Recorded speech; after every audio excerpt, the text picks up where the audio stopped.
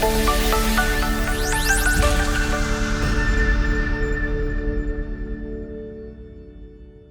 പരിശുദ്ധ പിതാവേ, ഞങ്ങളുടെ തിരുനാമത്തിന് നന്ദിയോടെ സ്തോത്രം ചെയ്യുന്നു.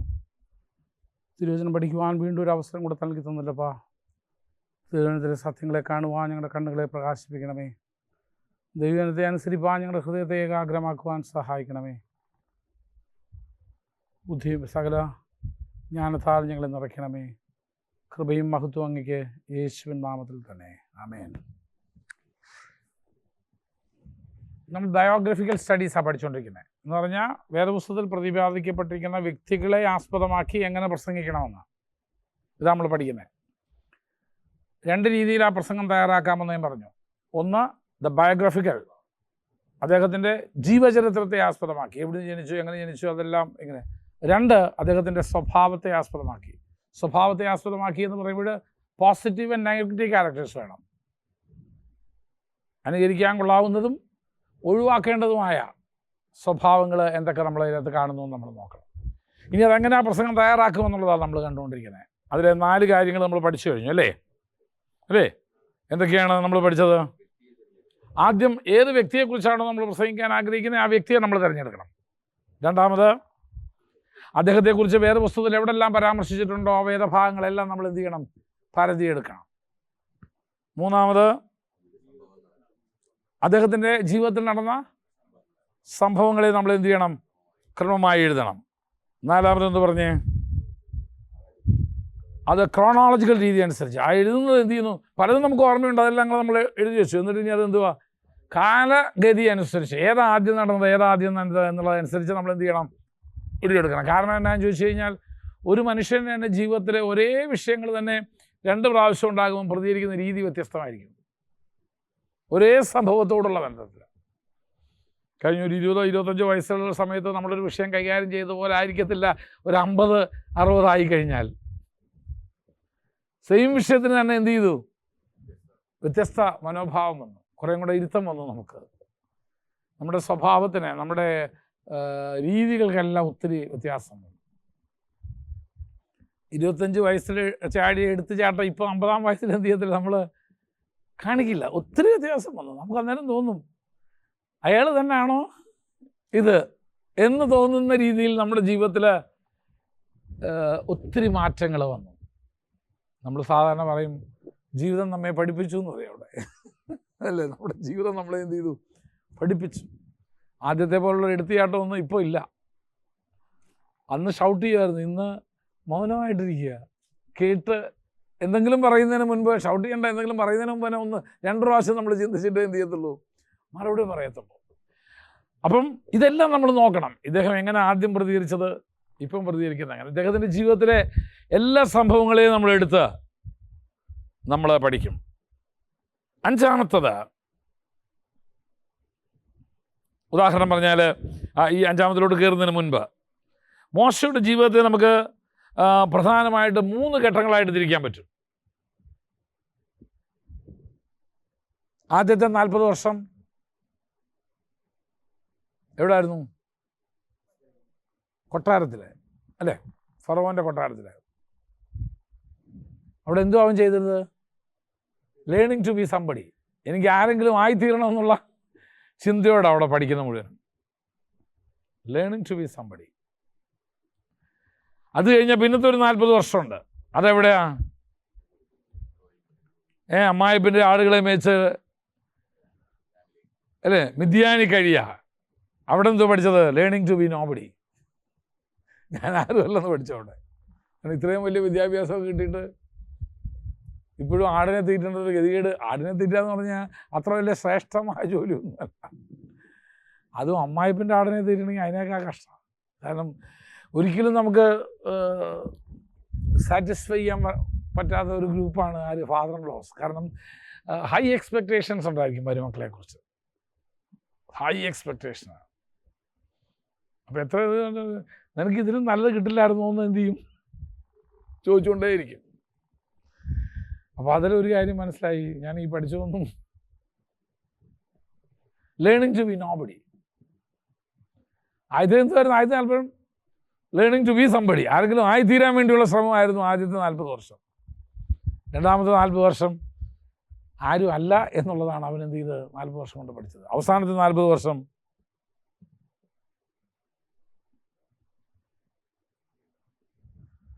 താനൊരു കാര്യം മനസ്സിലായി, with God I can be somebody. ദൈവത്തോടൊപ്പം എനിക്ക് ആരെങ്കിലുമൊക്കെ ആയിത്തീരാൻ കഴിയും എന്നുള്ളത് അവൻ മനസ്സിലാക്കി. അവസാനം അവൻ ആരായി?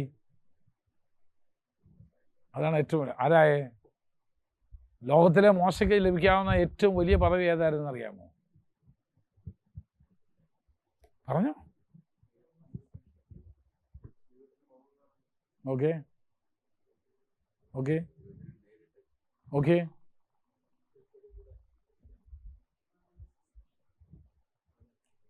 ഒന്നുമല്ല, ഫറവോന് ദൈവമായിരിക്കാൻ കഴിയുമെന്നുള്ളതാണ്. ദൈവനെ കുറിച്ച് പറയുന്നത്, ഞാൻ നിന്നെ എന്ത് ചെയ്തിരിക്കുന്നു? ഫറവോന് ദൈവമാക്കിയിരിക്കുന്നു. ഫറവോന് ദൈവമാവുക എന്ന് പറഞ്ഞാൽ ശരിക്കും ഫറവൊന്നുമല്ല. കാരണം ഫറവോൻ്റെ തന്നെ ചിന്ത എന്തുവാ? I am the God. അതല്ലേ ചോദിച്ചേ, വേറെ ഏത് ദൈവമുള്ളേ?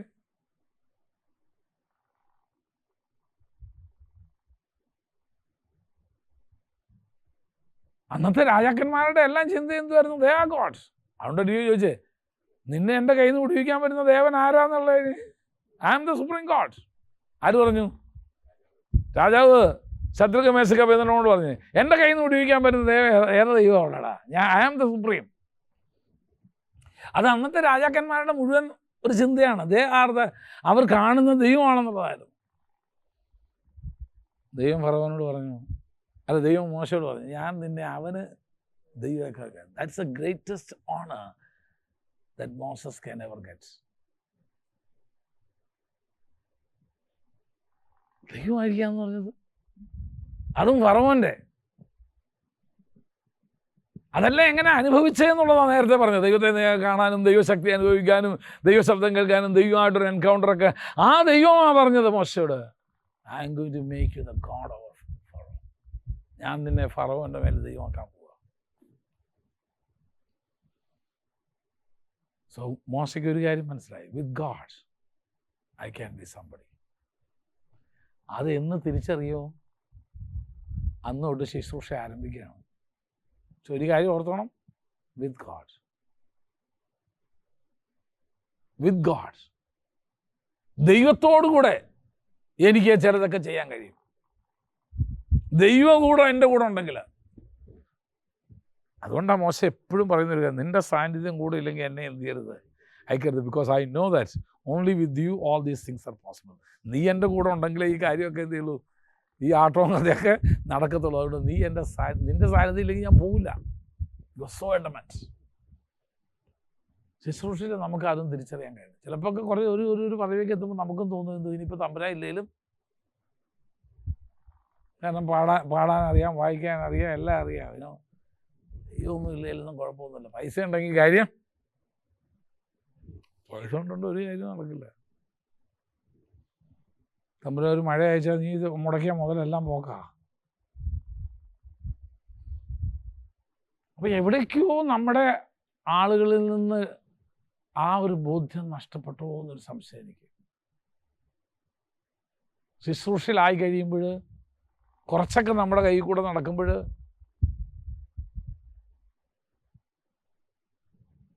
നമുക്ക് ദൈവത്തെ പോലും വേണ്ട എന്നുള്ളൊരു ചിന്ത നമ്മുടെ പ്രവൃത്തി കൊണ്ടോ നമ്മുടെ ജീവിതം കൊണ്ടോ എവിടേക്കോ വരുന്നെങ്കിൽ മോശ ഒരു മുന്നറിയിപ്പ് തരിക. 5ാമത്തെ സ്റ്റെപ്പ് നമുക്ക് നോക്കാം. അപ്പം ഇപ്പം നമ്മൾ പഠിക്കാൻ തീരുമാനിച്ചു, ആളെയൊക്കെ എടുത്ത് വേറെ ദിവസത്തിൽ അയാളെക്കുറിച്ച് പറഞ്ഞിരിക്കുന്ന ഭാഗങ്ങളെല്ലാം നമ്മൾ മനസ്സിലായി, എല്ലാം നമ്മൾ ഇനി അടുത്ത് ചെയ്യേണ്ടത്, what can I learn from this? ഈ മനുഷ്യൻ്റെ ജീവിതത്തിൽ നിന്ന് എനിക്ക് ഉൾക്കൊള്ളേണ്ട പാഠങ്ങൾ എന്താണ്? ഈ മനുഷ്യൻ്റെ ജീവിതത്തിൽ നിന്ന് എനിക്ക് ഉൾക്കൊള്ളേണ്ട പാഠങ്ങൾ എന്തൊക്കെയാണ്? ഇപ്പം വേണമെങ്കിൽ നമുക്കൊരു കാര്യം ചെയ്യാം. ആരെ നമുക്ക് എടുക്കണ്ടേ പഠിക്കാനായിട്ട്? ഒരാളെ എടുത്ത് നമുക്ക് പഠിച്ചു നോക്കാം. സ്തേഫാനോസിനെ കുറിച്ച് പഠിക്കാം. പുള്ളിയെക്കുറിച്ച് അധികം വാക്യം വേറെ എങ്ങും അധികം പരാമർശിച്ചിട്ടില്ലാത്തതുകൊണ്ട് അതായിരിക്കും ഏറ്റവും നല്ലത്. സ്തേഫാനോസിനെ കുറിച്ചാണ് നമ്മൾ പഠിക്കാൻ തീരുമാനിച്ചത്. അപ്പോൾ നമുക്ക് ആദ്യം കണ്ടെത്തേണ്ടത് എത്ര സ്തേഫാനോസിനെ കുറിച്ച് വേറെ പുസ്തകത്തിൽ പറഞ്ഞിട്ടുണ്ടെന്ന് നോക്കണം.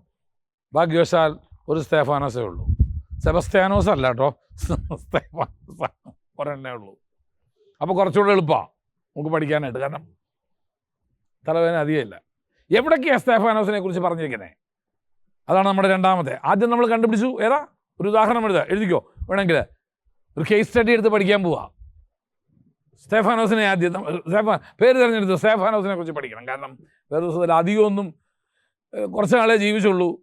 ജീവിച്ച ആളുകൊണ്ട് ഒരു ചരിത്രം സൃഷ്ടിച്ച് പോയ ഒരു മനുഷ്യനാണ്. അപ്പോൾ രണ്ടാമതിന് നോക്കേണ്ടത് സ്തേഫാനോസിനെ കുറിച്ച് പറഞ്ഞിരിക്കുന്ന ഭാഗങ്ങൾ ഏതൊക്കെയാണ്? പ്രവൃത്തി 6-ാം അധ്യായത്തിൻ്റെ 3 മുതൽ 8-ാം അധ്യായത്തിൻ്റെ 2 വരെയുള്ള ഭാഗങ്ങൾ. പ്രവൃത്തി 6-ാം അധ്യായത്തിൻ്റെ 3 മുതൽ 8-ാം അധ്യായത്തിൻ്റെ 2 വരെയുള്ള ഭാഗങ്ങളിലാണ് സ്തേഫാനോസിനെ കുറിച്ച് പരാമർശിക്കുന്നത്.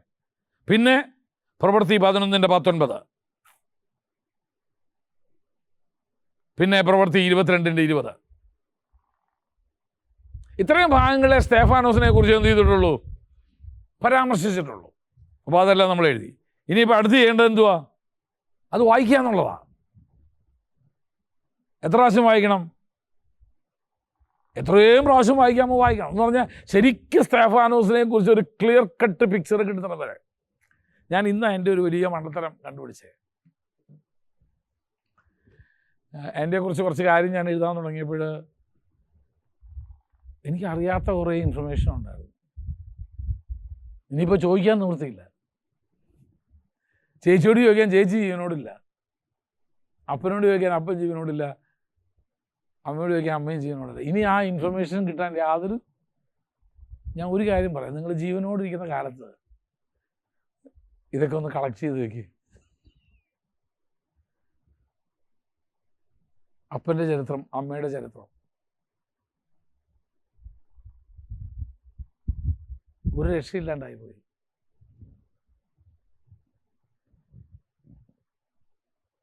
അവർ തമ്മിൽ എത്ര ചേട്ടത്തി അനിയത്തി തമ്മിൽ എത്ര വയസ്സിൻ്റെ വ്യത്യാസം ഉണ്ടെന്ന് പോലും കണ്ടുപിടിക്കാൻ പ്രയാസമായി. പിന്നെ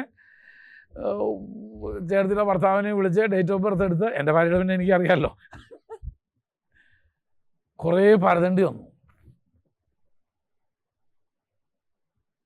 ജീവനോടിരിക്കുന്ന കാലത്ത് collect as much as information. എൻ്റെ അമ്മായിപ്പൻ എന്നാ കർത്താവിൻ്റെ വേലയ്ക്ക് വേണ്ടി സമർപ്പിച്ചെന്ന് അറിയത്തില്ല, എന്ന് സൂചിയുടെ വേലയ്ക്ക് ഇറങ്ങിയെന്ന് അറിയത്തില്ല, എന്ത് സ്നാനപ്പെട്ടെന്ന് അറിയത്തില്ല. പുള്ളിയുടെ പഴയ ബൈബിളിലെങ്ങാനും പുള്ളി എഴുതി വെച്ചിട്ടുണ്ടോ എന്ന് നോക്കണം. എനിക്ക് ഒത്തിരി മിസ്സിങ് ഇൻഫർമേഷൻ ആയിപ്പോയി. അപ്പോൾ നമ്മളിത് വായിക്കുകയും അറിയുകയും ചെയ്തുകൊണ്ടേയിരിക്കണം. എൻ്റെ അപ്പച്ചനെ കുറിച്ച് എഴുതാൻ നോക്കിയപ്പോൾ പിന്നെ അപ്പച്ചൻ എന്നോ ഒരു പുള്ളിയുടെ ഒരു ചെറിയ സ്മോൾ ബയോഗ്രഫി പോലെ പുള്ളി എഴുതി വെച്ചിരുന്നു. പുള്ളിയുടെ ഡയറി എൻ്റെ ഇരിപ്പുണ്ട്. അപ്പച്ചൻ്റെ കുറേ ഇൻഫർമേഷൻ എനിക്ക് കിട്ടി, എൻ്റെ സ്വന്തം. പക്ഷേ അമ്മായിപ്പിൻ്റെ കിട്ടാൻ ഒരു നിവൃത്തിയില്ല. പിന്നെ പറഞ്ഞ കുറച്ച് കഥകൾ മാത്രമേ എനിക്ക് ഓർമ്മയുള്ളൂ അവരൊക്കെ. പക്ഷെ അതന്ന് അത്രയ്ക്ക് നമ്മൾ എന്ത് ചെയ്തില്ല, ഇമ്പോർട്ടൻസ് കൊടുത്തറിഞ്ഞുകൊണ്ട് അത് പലതും ഇപ്പോൾ എന്തില്ല, ഓർമ്മയിലും ഇല്ലാതായിപ്പോയിരിക്കുക. അപ്പോൾ നമുക്കിപ്പോൾ ചെയ്യേണ്ടത് കിട്ടാവുന്ന ഇൻഫർമേഷൻ മുഴുവൻ ഇപ്പോൾ കളക്ട് ചെയ്യുക സ്തേഫാനോസിനെ. അപ്പോൾ വേറെ ദിവസം ഈ ഭാഗങ്ങളൊക്കെ നമ്മളെടുത്തു. ഇനി നമ്മൾ എന്ത് ചെയ്യുക? അത് വായിക്കുകയാണ്. 3-4 പ്രാവശ്യം നമ്മൾ വായിക്കണം. വായിച്ച് നമുക്ക് കിട്ടാവുന്നിടത്തോളം നമ്മൾ ഇൻഫർമേഷൻ കളക്ട് ചെയ്തു. അത് കഴിഞ്ഞിട്ട് നമ്മൾ നോക്കിയത് അദ്ദേഹത്തിൻ്റെ ജീവിതത്തിൽ നിന്ന് നമുക്ക് പഠിക്കാൻ പറ്റുന്ന കാര്യങ്ങൾ എന്തൊക്കെയാണ്. അതാണ് നമ്മൾ പഠിക്കാൻ പോകുന്നത്. സ്തേഫാനോസിൻ്റെ ജീവിതത്തിലെ കാഴ്ച പൊതുവെ കുറച്ച് കാര്യങ്ങൾ 6-ാം അധ്യായത്തിൻ്റെ 3-ാം വാക്യത്തിൽ പറയുന്നുണ്ട്. ദൈവം ഒരുവനെ തിരഞ്ഞെടുക്കുക. സ്തേഫാനോസിനെ ദൈവം തിരഞ്ഞെടുത്തതിൻ്റെ കാരണങ്ങൾ അവിടെ കാണാം. ഒന്ന്, he was full of Holy Spirit and wisdom. അവൻ ആത്മാവും ജ്ഞാനവും. ചിലതിന് ആത്മാവുണ്ട്, ജ്ഞാനമില്ല. അങ്ങനെയുള്ളവരുണ്ട്. ഭയങ്കര ആത്മാവാണ്, പക്ഷെ എന്തില്ല, വിസ്ഡം ഇല്ല. എന്തുവാ ജ്ഞാനം എന്ന് പറഞ്ഞാൽ? എന്തുവാ? What is the difference between wisdom and knowledge? അറിവും ജ്ഞാനവും തമ്മിലുള്ള വ്യത്യാസം എന്തുവാ? അറിവ് കൈകാര്യം ചെയ്യാനുള്ള കഴിവിനെയാണ് ജ്ഞാനം എന്ന് പറയുന്നത്. That is wisdom. അറിവ് കൈകാര്യം ചെയ്യാനുള്ളത്. പരിജ്ഞാനം എന്ന് പറയുന്നത് എന്തുവാ? അത് എങ്ങനെ കൈകാര്യം ചെയ്യണം എന്നുള്ളതാണ്. മനസ്സിലായോ? പരിജ്ഞാനം എന്ന് പറയുന്നത് എന്തുവാ? എൻ്റെ അറിവ് ഇതെനിക്ക് കൈകാര്യം ചെയ്യാൻ അറിയാം, പക്ഷെ ഇത് എങ്ങനെ കൈകാര്യം ചെയ്യണം, എവിടെ കൈകാര്യം ചെയ്യണം, എപ്പോൾ കൈകാര്യം ചെയ്യണം, അതിനെയാണ് എന്ത് പറയുന്നത്? പരിജ്ഞാനം എന്ന് പറയുന്നത്. അപ്പോഴ് സ്തെഫാനോസ് എന്ന് പറയുന്ന ആളെന്തോ അങ്ങനത്തെ ആളാരെന്ന് പറയുന്നത്? അവൻ ആത്മാവുള്ളവനാ, ജ്ഞാനമുള്ളവനാ. അടുത്തത് നമ്മൾ കാണുന്നത്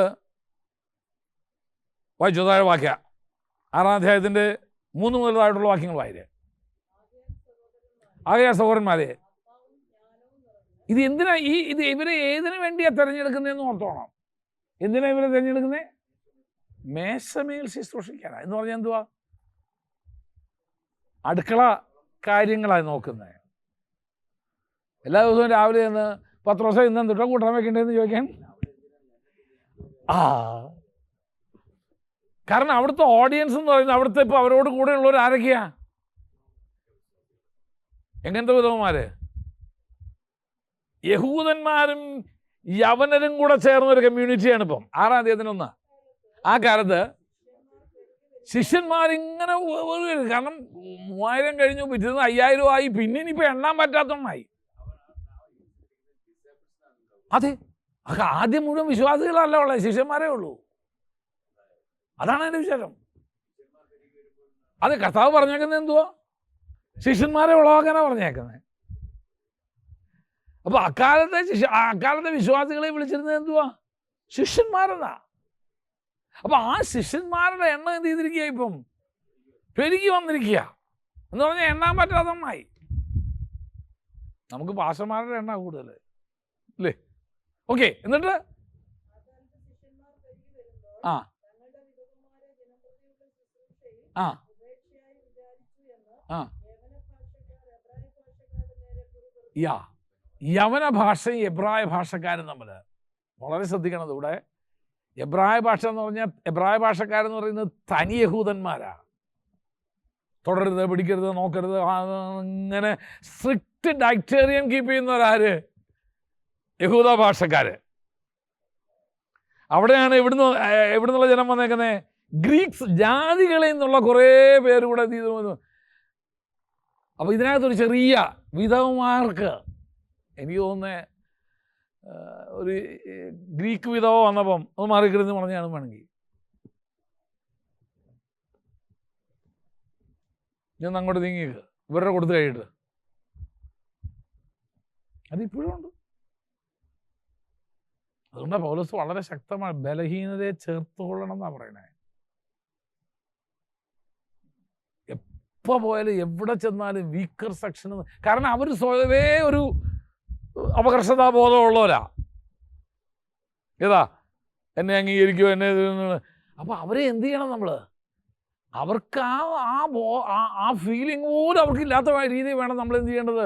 അപ്പോൾ ഇത് ഇവിടെ ഒരു പ്രശ്നമായിട്ട് വന്നു. ഭക്ഷണം കൊടുക്കുന്നിടത്ത്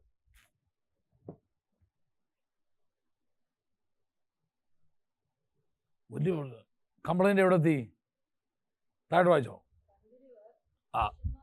എന്നുള്ള പരാതി അപ്പോസ്തലന്മാരുടെ അടുക്കെത്തി, പന്തിരുവരുടെ അടുക്കെത്തി. അപ്പോൾ അപ്പോസ്തലന്മാർ പറഞ്ഞു, ഞങ്ങൾ ദൈവവചനം ഉപേക്ഷിച്ചിട്ട് ഈ മേശയിൽ അവിടെ വിളമ്പാൻ നിന്നെടുത്ത് വന്ന് നിൽക്കുക എന്ന് പറഞ്ഞാൽ എളുപ്പമുള്ള കാര്യമല്ല, അത് ശരിയല്ല. അതുകൊണ്ട് നമുക്കൊരു കാര്യം ചെയ്യാം. ആത്മാവും ജ്ഞാനവും നിറഞ്ഞ നല്ല സാക്ഷ്യമുള്ള 7 പുരുഷന്മാരെ നമുക്ക് തിരഞ്ഞെടുക്കാം. ആത്മാവും ജ്ഞാനമുള്ള 7 ആത്മാവും ജ്ഞാനമുള്ള നല്ല സാക്ഷ്യവും അതില്ലോ. ആത്മാവ്, ജ്ഞാനം, നല്ല സാക്ഷ്യമുള്ള 7 പുരുഷന്മാരെ. ഞാനൊരു കാര്യം ചോദിച്ചോട്ടെ, നമുക്ക് ഈ സഭയിൽ നിന്ന് അങ്ങനെ ഒരു 7 പേരെ എടുക്കണം എന്ന് വെച്ച് കഴിഞ്ഞാൽ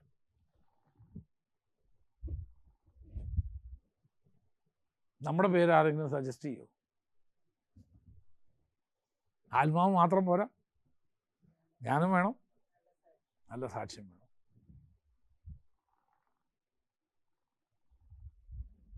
ഒരു ചെറിയൊരു വിഷയം ഉണ്ടായാൽ അത് ഹാൻഡിൽ ചെയ്യാൻ നമ്മൾ പഠിക്കണം. അപ്പോൾ ആദ്യമേ സഭയിലെയും പ്രശ്നം ഇത് തന്നെയായിരുന്നു. 2 ജാതികൾ തമ്മിൽ പടി. ഏതാ? എബ്രായ ജാതിയും യവന ഇതും കൂടെ. അടിക്ക് വേറെ വല്ലതും പോണോ ഇനി? ഇത് പരിഹരിക്കാൻ നമുക്ക് ഒറ്റ മാർഗ്ഗമുള്ളൂ. ആത്മാവും ജ്ഞാനമുള്ള നല്ല സാക്ഷ്യമുള്ള 7 പുരുഷന്മാരെ നമുക്ക് തിരഞ്ഞെടുക്കാം. വായിച്ചോ. അപ്പം അതിലൊരുവൻ ആരായിട്ട് പെട്ടു? അവരെ ഈ വേലയ്ക്ക് നമുക്ക് എഴുന്നേൽപ്പിക്കാം.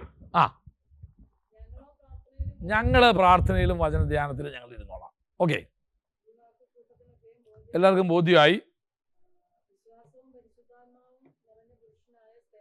വിശ്വാസവും പരിശുദ്ധാത്മാ നിറം പുരുഷനായ സ്തേഫാനോസ്. അപ്പോൾ സ്തേഫാനോസ് ആ ഒരു ഗ്രൂപ്പിൽ പെട്ടവൻ. അപ്പോൾ അവൻ്റെ ക്വാളിറ്റീസാണ് നമ്മൾ പഠിപ്പിക്കുന്നത്. അവൻ എന്തുവാ? അവൻ വിശ്വാസമുള്ളവനാണ്, അവൻ പരിശുദ്ധാത്മാവുള്ളവനാണ്, ജ്ഞാനമുള്ളവനാണ്, എല്ലാവരും നല്ല സാക്ഷ്യം പ്രാപിച്ചവനാണ്. 6-ാം അധ്യായത്തിൻ്റെ 8-ാം വാക്യം. ഇവിടെ കൃപയും ശക്തിയും ഉള്ളവനാണ്. സ്തേഫാനോസിന് എന്തുകൊണ്ട്? ഒരു ദൈവകൃപയുണ്ട്.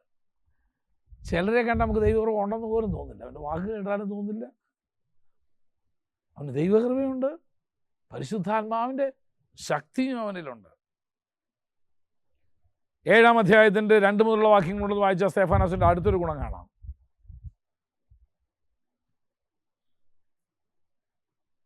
സ്തേഫാനോസിൻ്റെ അവിടെ പ്രസംഗത്തിൽ ഒരു വിശേഷതയുണ്ട്. നിങ്ങൾ നോക്കിയേ.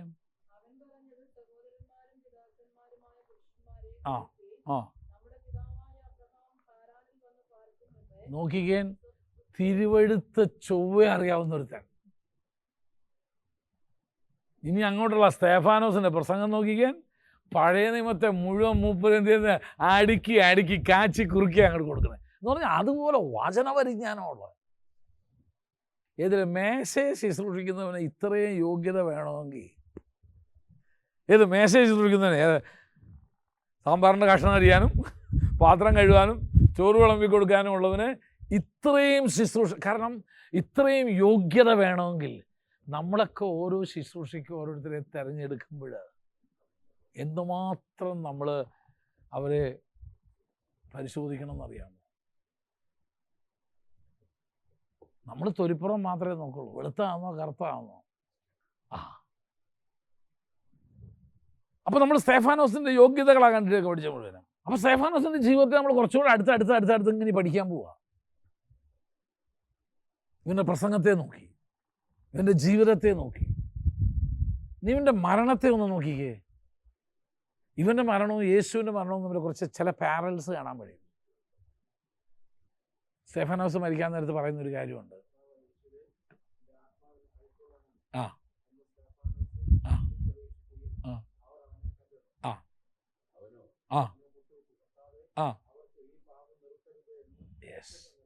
നോക്കിക്കേ,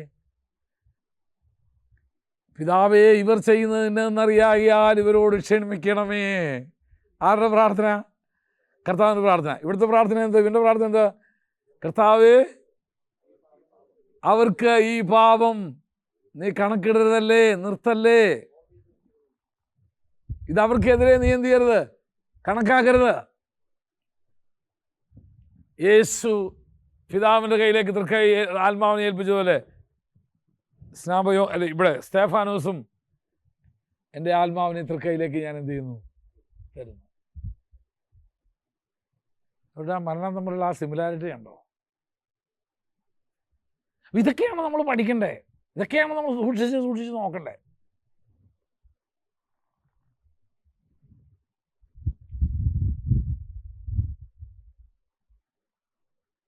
അപ്പോൾ അവൻ്റെ ജീവിതത്തെ നോക്കിയപ്പോൾ നമ്മൾ ഇത്രയും കണ്ടു. ഇനി നമുക്ക് അവനിലുള്ള ആത്മീയ ഗുണങ്ങൾ എന്തൊക്കെയാണെന്ന്, സ്തേഫാനോസിൽ കാണുന്ന ആത്മീയ ഗുണങ്ങൾ എന്തുവാന്നുള്ളതാണ്. അതിൽ കുറച്ച് നമ്മൾ കണ്ടു. 6-ന്റെ 3, 5, 10 വാക്യങ്ങൾ നമ്മൾ കണ്ടു. എന്തുവാ? അവന് ആത്മനിറവുള്ളവനായിരുന്നു, അല്ലേ? അങ്ങനെയുള്ളവരെ തിരഞ്ഞെടുത്തത്. രണ്ടാമത് അവൻ ജ്ഞാന ഉള്ളവനായിരുന്നു. മൂന്നാമത് അവൻ വിശ്വസ്തനായിരുന്നു. നാലാമത് 6-ാം അധ്യായത്തിൻ്റെ 8-ാം വാക്യം ഒന്ന് വായിച്ചേ.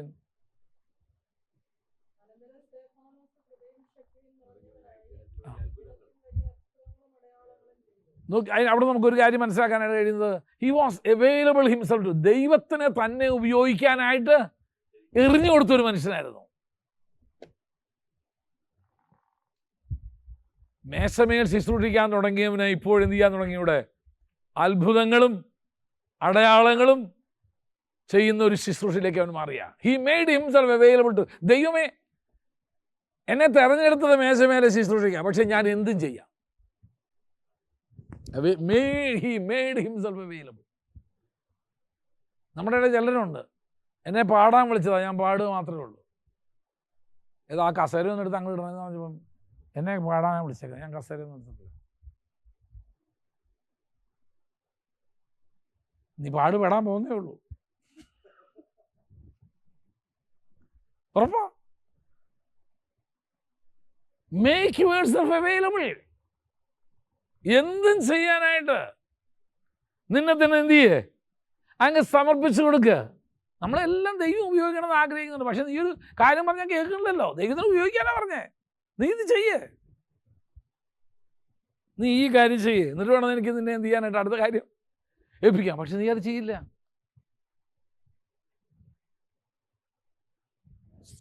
Stephen made himself available to God. എന്നെ മേശയിലെ ശുശ്രൂഷിക്കാൻ വിളിച്ചത്. അങ്ങനെയാണെങ്കിൽ പറയാം, എനിക്ക് ഇത്രയും കൃപയുണ്ടെന്നിട്ട് എന്നെ ഈ പണിയല്ലേ ഏൽപ്പിച്ചാൽ ഞാൻ ഇത് തന്നെ ചെയ്യുന്നുള്ളൂ.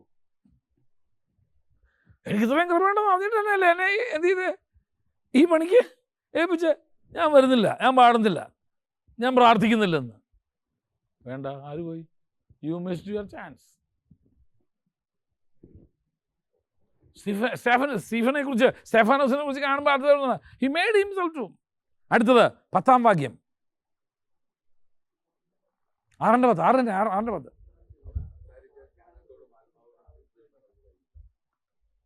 അവൻ അതിനെ കുറ്റം പറയാൻ പോലും കഴിയാത്ത രീതിയിലാണ് അവൻ കാര്യങ്ങൾ ചെയ്യുന്നത്. അവനൊരു കാര്യം ചെയ്താൽ അതിന് കുറ്റം പോലും പറയാനില്ലാത്ത രീതിയിൽ അത്ര പെർഫെക്റ്റായിട്ട് അവൻ ചെയ്യുന്നത്. അടുത്തത് 6-ാം അധ്യായത്തിൻ്റെ 15-ാം വാക്യം.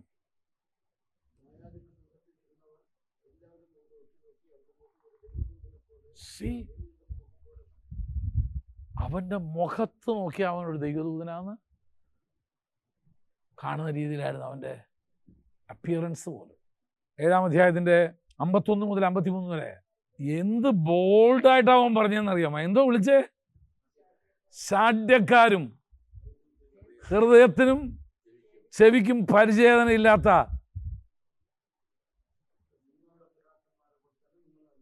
ഒരു കാര്യം ചേർന്നു. കർത്താവ് സർപ്പസന്തതികളെ എന്ന് വിളിച്ചൊരു കാര്യം, സിമിലർ ടു ദാറ്റ്.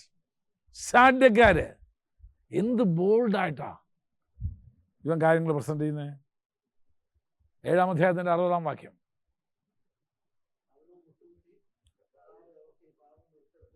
ഫൊർഗീവിങ് സ്പിരിറ്റ്.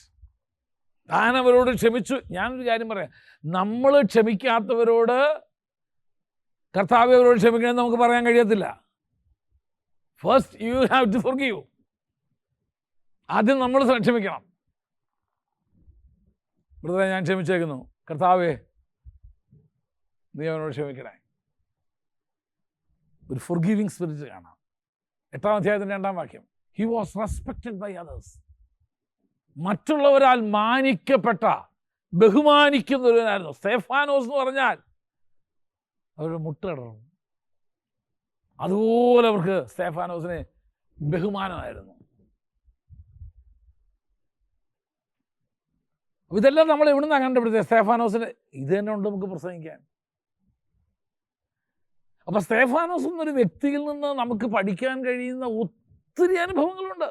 സ്തെഫാനോസിനെ കല്ലെറിഞ്ഞ് കൊല്ലാൻ പോവുകയാണെന്നുള്ള ബോധ്യത്തോടെ തന്നെ സ്തെഫാനോസ് നിൽക്കുന്ന വിസ്തരിക്കാൻ വിളിച്ചിരിക്കുക. അവിടെയും വ്യക്തമായ സുവിശേഷം, ചരിത്ര തെളിവോടെ അവരുടെ ഹിസ്റ്ററി മുഴുവൻ കൊണ്ടുവന്നിട്ട് സ്തെഫാനോസ് ഇത് കേട്ടോണ്ടിരുന്ന ഒരുത്തിന് അപ്പുറത്തിരിപ്പുണ്ടായിരുന്നു.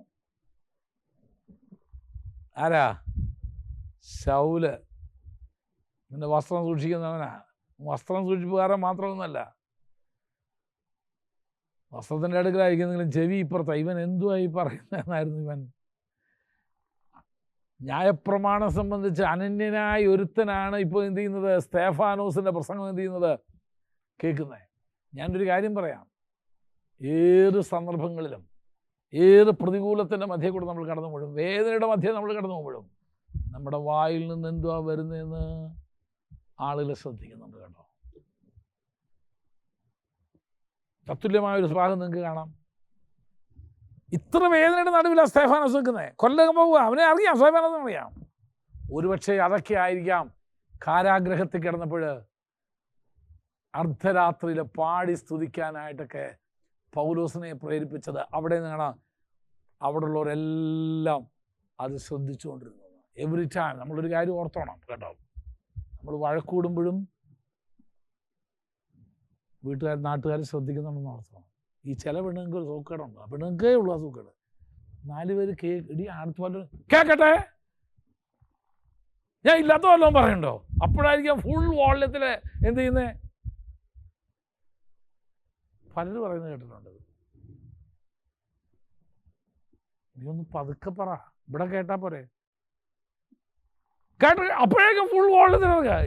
ഈ ശബ്ദത്തിൽ ദൈവത്തെ സ്തുതിച്ചായിരുന്നെങ്കിൽ എത്ര നല്ലതായിരുന്നു എനിക്ക് തോന്നുന്നു. നിങ്ങൾക്ക് ആർക്കും അനുഭവം ഉണ്ടോയെന്ന് അറിയത്തില്ല, എനിക്ക് അനുഭവമൊന്നും ഇല്ലെങ്കിലും പലരും വന്ന് പറയുന്നത് കേട്ടിട്ടുണ്ട്. എന്തെങ്കിലും ഒരു ഒന്ന് പതുക്കെ പറ, ഇവിടെ കേട്ടാ പോരെ. അന്നേരം ഫുൾ വോളിയം എടുക്കും. ഒരു കാര്യം ഓർത്തോ, നിന്റെ അയൽവാസികൾ ശ്രദ്ധിക്കുന്നുണ്ട്. അത് പിന്നെ ബുദ്ധിയുള്ള ദൈവദാസന്മാരും ഭർത്താക്കന്മാരും ടിവിയുടെ വോളിയം കൂട്ടും. വേറെ നിർത്തിയില്ലല്ലോ ഈ ശബ്ദം പുറത്ത് കേൾക്കാതിരിക്കാനേ.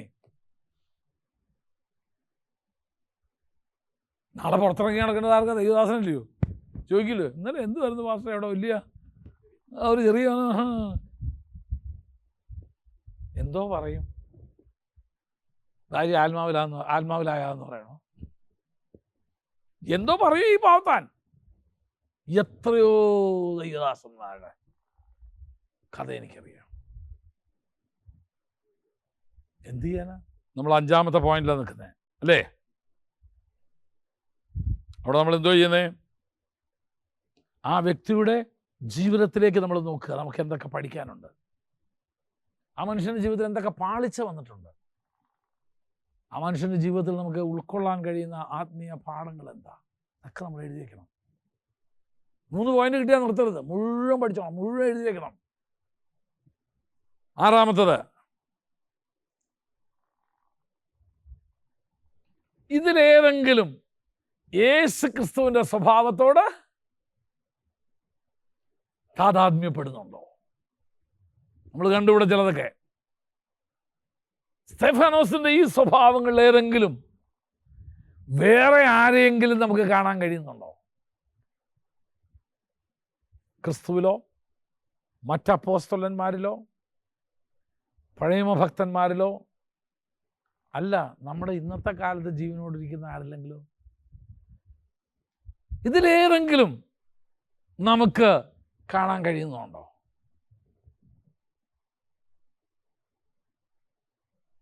ഏഴാമത്തത്, ഈ സ്വഭാവത്തിൽ ഏതെങ്കിലും വേദപുസ്തകത്തിലെ മറ്റു വാക്യങ്ങളുമായിട്ട് നമുക്കിവിടെ താതാത്മ്യം കാണാനായിട്ട് സാധിക്കുന്നുണ്ടോ? മറ്റേതെങ്കിലും വാക്യങ്ങൾ നമുക്കിവിടെ ഈ സംഭവമായിട്ട്, ഈ സ്വഭാവമായിട്ട് നമുക്ക് കൊണ്ടുവരാൻ കഴിയും? മറ്റേതെങ്കിലും വാക്യങ്ങൾ, വ്യക്തികളെയല്ല, വാക്യങ്ങൾ. 8. ഇപ്പം നമുക്ക് ഒരു 10-12 കൂട്ടം കാര്യങ്ങൾ കിട്ടിക്കാണും ഇയാളുടെ സ്വഭാവത്തിൽ നിന്ന്. ഇതിൽ നിന്ന് എന്താണ് ഞാൻ ഇന്നെൻ്റെ ജനത്തോട് പറയാൻ ആഗ്രഹിക്കുന്നത്? ഈ 12 നിന്ന് 12 പറയാൻ നമുക്ക് നേരം കിട്ടില്ലല്ലോ. ഇതിൽ നിന്ന് ഞാൻ ഇന്ന് പ്രസംഗിക്കേണ്ടത് 3-4 പോയിന്റ്. ഇതിലേറ്റവും പ്രസക്തമായി ഞാൻ ഇന്ന് പ്രസംഗിക്കാൻ ആഗ്രഹിക്കുന്ന 4 പോയിന്റ് ഏതാ? 4 സ്വഭാവം ഏതാ? ഇദ്ദേഹത്തിൻ്റെ ജീവിതത്തിലെ ഏത് 4 ഗുണങ്ങളാണ് ഇന്ന് ഞാൻ എടുക്കാൻ? അപ്പോൾ ഈ 12 നിന്ന് നമ്മൾ എന്ത് ചെയ്തു? 4 പിക്ക് ചെയ്തു. 9 അല്ലേ ഇനി വരണ്ടേ നമുക്ക് അല്ലേ? ഞാനിപ്പോൾ തിരഞ്ഞെടുത്ത ഈ 4 സ്വഭാവങ്ങളെ എങ്ങനെ എൻ്റെ ജീവിതത്തിൽ ഞാൻ പ്രാവർത്തികമാക്കി, അത് എൻ്റെ ജീവിതത്തിൽ ഞാൻ എങ്ങനെ പ്രാവർത്തികമാക്കിയെന്ന് പറയണം. ഞാൻ പറഞ്ഞല്ലോ കോപ്പിയുടെ എങ്ങനെയാണ് ഞാൻ ജയിച്ചതെന്ന്. ഞാൻ എങ്ങനെ ഇത് പ്രാവർത്തികമാക്കിയേ? എൻ്റെ ജീവിതത്തിൽ ഞാനിതിനെ എങ്ങനെയാണ് പ്രാവർത്തികമാക്കിയേ? സ്വജീവിതത്തിലെ അനുഭവങ്ങളൊന്ന് കൊണ്ടുപോവാ. അവസാനത്തേത്, ഇതെങ്ങനെ മറ്റുള്ളവർക്ക് പ്രാവർത്തികമാക്കാം.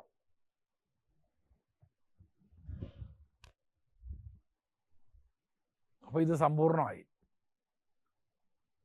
എന്ന് പറഞ്ഞാൽ എനിക്ക് ചെയ്യാൻ പറ്റാത്ത ഒരു കാര്യം ഞാൻ എന്ത് ചെയ്യരുത്, എൻ്റെ വിശ്വാസികൾ ചെയ്യാൻ പറഞ്ഞ് എന്ത് ചെയ്യരുത്, ഉപദേശിക്കരുത്. അത് അവർ പറയും പള്ളിയിൽ പോയി പറഞ്ഞാൽ മതി എന്ന് പറയും. ആദ്യം നീ ചെയ്ത് കാണിക്കുക. പാസ്റ്റർജി ആദ്യം ചെയ്യേ, ഞങ്ങളൊന്ന് കാണട്ടെ ഇതെങ്ങനെ, ക്ഷമിക്കുന്നത് എങ്ങനെയാന്ന്, സഹിക്കുന്നത് എങ്ങനെയാന്ന്, പരിജ്ഞാനത്തോടൊരു കാര്യം എങ്ങനെ ചെയ്യണമെന്ന് അവിടുന്ന് അങ്ങയുടെ ജീവിതത്തിലുണ്ടെന്ന് ഞങ്ങൾക്കൊന്ന് കാണിച്ചതാണ്. അതിന് അവർ കണ്ടുപിടിച്ചേക്കുന്നത് നല്ല വാക്യം. നിങ്ങൾ എന്നെ നോക്കണ്ട, വിശ്വാസത്തിൻ്റെ നായകനും പൂർത്തി വരുന്നതിനായ ഞാനൊന്ന് മാറ്റി വയ്ക്കാൻ പറഞ്ഞു. ആ ആൾ തന്നെ പറഞ്ഞത് എന്നെ അനുകരിപ്പീൻ. വിശ്വാസത്തിൻ്റെ നായകനും പൂർത്തി വരുന്നതിനായ യേശുവിനെ നോക്കുകയാണെന്ന് എഴുതിയ പൗലോസ് തന്നെ പറഞ്ഞത്, ഞാൻ ക്രിസ്തുവിൻ്റെ അനുകാരി ആയിരിക്കുന്ന പോലെ നിങ്ങൾ എൻ്റെ അനുകാരികളാകുവീൻ. ഞങ്ങൾ നടന്ന അതേ കാൽച്ചുവടിലല്ലയോ ഞാൻ പഠിപ്പിച്ച തീത്തോസും തിമോഥെയോസും ഒക്കെ നടന്നേ. നിങ്ങൾ എന്നെ നോക്കാം. എന്നാൽ പിന്നെ പാസ്റ്റിരിക്കേണ്ട ആവശ്യമില്ല, നമുക്ക് വേഗം വായിച്ച് വീട്ടിൽ കുത്തിയിരുന്നാൽ പോലെ ഇവിടെ വന്നിരിക്കണോ?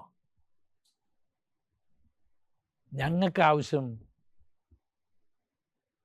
ഞങ്ങൾക്ക് അനുകരിക്കാൻ കൊള്ളാവുന്ന, അതെ, അദ്ദേഹത്തിൻ്റെ മാനുഷിക ബലഹീനതകളൊക്കെ നമ്മൾ മനസ്സിലാക്കുന്നുണ്ട്. ബലഹീനതയോടെങ്കിലും പൗലോസ് അപ്പോസ്തലൻ അതാ പറയുന്നത്, ലഭിച്ചു കഴിഞ്ഞെന്നോ തികഞ്ഞവനായെന്നോ ഞാൻ നിരൂപിക്കുന്നില്ല, പിടിക്കപ്പെട്ടതിനാൽ പിടിക്കാമോ എന്ന് വെച്ച് ഞാൻ ഓടുക. നമ്മിൽ തികഞ്ഞവരൊക്കെ അങ്ങനെ തന്നെ എന്ത് ചെയ്തോണം, ചിന്തിച്ചോണം. അവർക്ക് ആവശ്യം ഞങ്ങൾക്ക് അനുകരണ യോഗ്യമായ. ഈയുടെ ഒരു കൊച്ചിന് വേണ്ടി ഈയുടെ എല്ലാ കുറച്ച് വർഷങ്ങൾക്ക് മുമ്പാട്ടോ ഇതൊക്കെ വേണ്ടി ഒരു കല്യാണം ആലോചിക്കാൻ ചോദിച്ചു, എങ്ങനത്തെ ഒരു ചെറുക്കനെ നിനക്ക് ആലോചിക്കണമെന്ന് പറഞ്ഞു. പാസ്റ്ററെ പോലെ ഒരാളെ അന്വേഷിച്ചാമെന്ന് പറഞ്ഞു. വേറെ അർത്ഥത്തിൽ, നല്ല അർത്ഥത്തിലാണ് ഉദ്ദേശിച്ചത്, നല്ല സെൻസിലാണ് പറഞ്ഞത്. അതുപോലെ ഒരാളെ ഞാൻ പറഞ്ഞു, എന്ത് ചെയ്യാനാ, അതുപോലെ തന്നെ വേറൊരാളില്ല, എങ്കിലും ഏതാണ്ടൊക്കെ ഇതിനോട് അടുത്ത് വരുന്നത് ഒരാളെ കിട്ടുമെന്ന് നമുക്ക് നോക്കാം. നമ്മുടെ സഭയിലെ ഏതെങ്കിലും വിശ്വാസി അങ്ങനെ പറയൂ, അല്ലെങ്കിൽ അടുത്ത തലമുറ അങ്ങനെ പറയൂ? You need something like that. ഇവിടെ ആരാധിക്കുന്ന പല വിശ്വാസികൾക്കും പലയിടത്തും ചെന്നാൽ അവർക്ക് അംഗീകരിക്കാൻ പറ്റാത്തതിൻ്റെ കാര്യം എന്താണെന്നറിയാമോ? അവർക്ക് റോൾ മോഡലെ കാണാനില്ല. അവർക്ക് നമ്മളെക്കാൾ നന്നായിട്ട് ഒത്തിരി കാര്യങ്ങളുണ്ട്, പക്ഷേ they need somebody whom they want to follow. അവർ പറയണം, ഞങ്ങൾ ഇന്നയാളുടെ സഭയിലാണെന്നാണ്, ഇന്നയാളാണ് ഞങ്ങളുടെ പാസ്റ്റർ എന്ന് പറയുന്നതിൽ ഞങ്ങൾക്ക് അഭിമാനം ഉണ്ടാവുമെന്ന് പറയുന്നത്.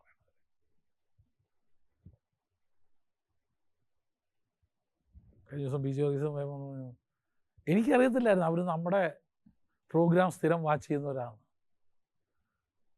അതിൽ പുള്ളിക്കാരി പറഞ്ഞു, ഞാൻ എപ്പോഴെങ്കിലും തകർന്ന് വേദനിച്ചിരിക്കുന്ന, എപ്പോഴെങ്കിലും ലില്ലിയുടെ ഒരു മെസ്സേജ് കേൾക്കുമ്പം അത് എനിക്ക് എന്നേ പണ്ടങ്ങാണ്ടോ പ്രസംഗിച്ചതായിരിക്കും, പക്ഷെ അത് എനിക്ക് അന്നത്തേക്കുള്ളൊരു ദൂതായിരിക്കും. ഞാൻ പറഞ്ഞതിൻ്റെ ആശയം ഒന്നേ ഉള്ളൂ, how did I apply this into my life? ഇത് ഞാൻ എങ്ങനെ എൻ്റെ ജീവിതത്തിൽ അപ്ലൈ ചെയ്തേ?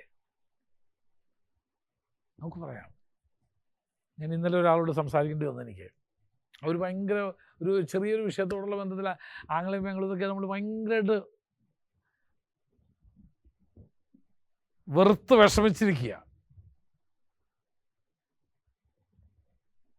അപ്പോൾ എന്നോട് വിളിച്ച് പറഞ്ഞു, വർഷം ഇന്നാൾ നീ പിന്നെ ആവശ്യത്തിന് വരണ്ടേ, എനിക്കറിയില്ല, ഞാൻ വിടുന്നു. ഞാൻ പറഞ്ഞു, പോരുത്, നീ പോരുത്. ഇത് ദൈവം നിനക്ക് നിരപ്പ് പ്രാപിക്കാൻ പറ്റിയ ഒരു അവസരം ദൈവം നിനക്ക് തന്നിരിക്കുക.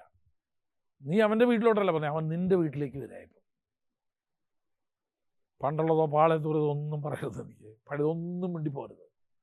മാന്യമായിട്ട് സൽക്കരിക്കുക, എല്ലാം കേൾക്കുക. ഇത് ദൈവം നിരപ്പ് പ്രാപിക്കാൻ നിനക്ക് തന്നൊരവസരം.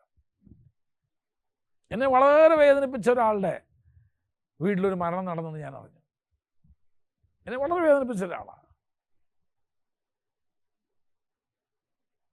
ഞാൻ പറഞ്ഞു, ഇത് ദൈവം എനിക്ക് തന്നൊരവസരമാണ് പോയി നിരപ്പ് പ്രാപിക്കാൻ. ഞാൻ ചെന്നു, ഞാൻ വന്നു എന്നുള്ള വിവരം അറിഞ്ഞ് എനിക്ക് സംസാരിക്കാൻ അല്പസമയം തന്നു. ഞാൻ മാന്യമായി സംസാരിച്ചു, പ്രത്യാശകളെല്ലാം ഞാൻ പറഞ്ഞു, ഞാൻ പ്രാർത്ഥിച്ചു. അതോടെ ആ കയ്പ് മാറി. അതുപോലെ കൈ മാറി. ഇന്ന് ഒരു പ്രാവശ്യമെങ്കിലും എന്നെ ദിവസം വിളിക്കും.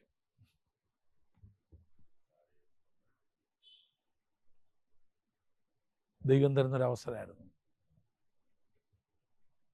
ഞാൻ അതേ സംഭവം ഞാൻ ആ വ്യക്തിയോട് പറഞ്ഞു. ദൈവം നിനക്ക് തന്നൊരവസരമായത്, ഇത് നീ മിസ്സാക്കി കളയരുത്. ഇത് മിസ്സാക്കി ഇത് നീ പാഴാക്കി കളയരുത്. എന്തും ആയിക്കോട്ടെ, ദൈവം നിനക്കൊരു ദോഷം വരുത്തില്ലല്ലോ. ജോസഫ് പറഞ്ഞ പോലെ അവർ ദോഷത്തിനായിട്ട് നിരൂപിച്ചതൊക്കെ ദൈവം നിനക്ക് ഗുണമാക്കി തീർത്തില്ലേ. അതുകൊണ്ട് ഇനി ഇതെന്ത് ചെയ്യരുത്, നീ മനസ്സിൽ വെച്ചുകൊണ്ടിരിക്കരുത്. This is the best chance. നിനക്ക് ദൈവം വന്നിരിക്കുന്ന ഏറ്റവും നല്ല സന്ദർഭമാണ്. Use it. എല്ലാം കഴിഞ്ഞ് വൈകുന്നേരം എന്നെ വിളിച്ചു. പറഞ്ഞു, പാസ്റ്റർ പറഞ്ഞ പോലെ തന്നെ ഞങ്ങൾ ചെയ്തു. വളരെ സന്തോഷകരമായിട്ട് ഞങ്ങൾ പോയി. വളരെ സന്തോഷകരമായിരുന്നു. അവസാനം അവർക്ക് കാപ്പിക്ക് കൊടുത്തൊരു സാധനം അതുപോലെ നല്ല സാധനം ആയതുകൊണ്ട് ഇവൻ ചോദിച്ചു, അതിലൊരു 2 എനിക്ക് പൊതിഞ്ഞു തരാമോ എന്ന് ചോദിച്ചു. പറഞ്ഞു ബാക്കിയുണ്ടായിരുന്നു മുഴുവൻ പൊതിഞ്ഞ് കെട്ടി കൊടുത്തയച്ചു. ഞാൻ പറഞ്ഞു, ഞാൻ ആഗ്രഹിച്ചതിനേക്കാൾ അപ്പുറം നീ ചെയ്തെന്ന് പറഞ്ഞു. ദൈവം നമുക്കൊരവസരം തരുമ്പോൾ how did you apply it? നീ അതെങ്ങനെ ഉപയോഗിച്ചു?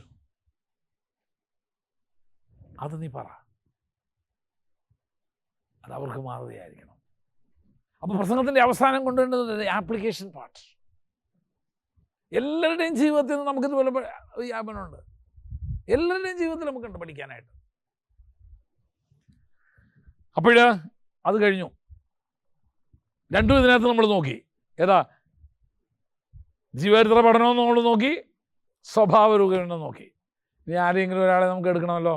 ആരെയും എടുക്കണ്ടേ? അധികം പരാമർശിക്കപ്പെടാത്ത ഒരാളെ എടുക്കാം. അപ്പോൾ പിന്നെ പഠിക്കാൻ എളുപ്പമായിരിക്കും. അന്ത്രയോസിനെ എടുത്താലോ? പുള്ളിയെക്കുറിച്ച് അധികമൊന്നും വേദപുസ്തകത്തിൽ പറഞ്ഞു, പക്ഷെ പറഞ്ഞ എല്ലാം കാതലായ കാര്യങ്ങളാണ്, മറക്കാനാവാത്ത കാര്യങ്ങളാണ്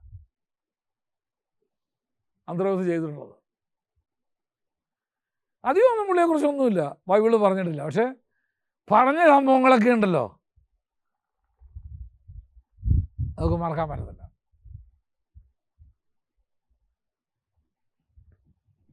അപ്പോൾ അത് നമ്മൾ ഈ രീതിയിൽ 2 പ്രസംഗവും തയ്യാറാക്കണം. ഒന്ന് ബയോഗ്രഫിക്കൽ, ജീവചരിത്രപരമായിട്ട്.